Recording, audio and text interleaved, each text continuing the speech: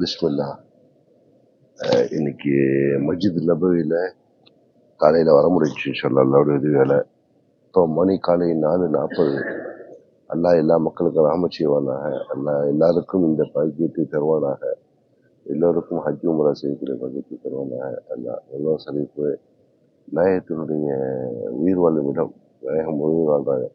நம்ம எப்போ நாயகத்தின் மீது சலாத்தை சொன்னாலும் அதை அவர்களுக்கு எச்சரிக்கப்படும் நாடுகள் சொல்லி தராங்க.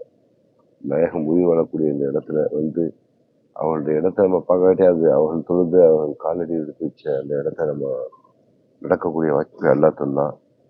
இந்த மஸ்ஜித் நபி யார் கட்டினா என்னங்கிற ஹிஸ்டரியை நான் ஒன்றும் பார்க்கல. வரலாறு பார்க்கணும் அப்படி கூகுளில் மட்டும் கேட்டால் சொல்லி தந்துடும் அந்த விஷயம். இதில் மெயின் நான் என்ன சொல்ல வரேன்டாக்கா, இது மக்களுக்கு தெரியணும் அப்படிங்கிறதுக்காக தான் எனக்கு ஒரு ஆசை.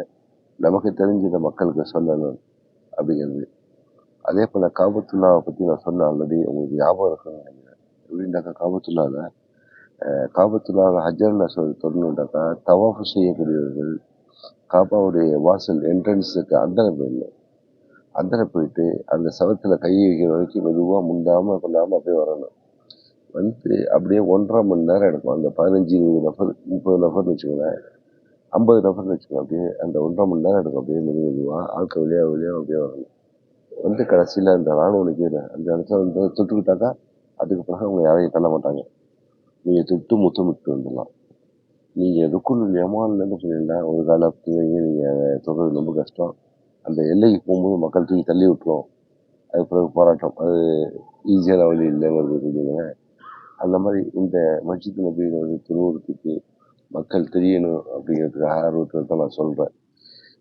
இங்கேருந்து எடுக்கக்கூடாதுன்னு நினைக்கிறேன். சும்மா நான் அப்படியே போட்டு கையில் வச்சுட்டு எடுக்கிறேன்.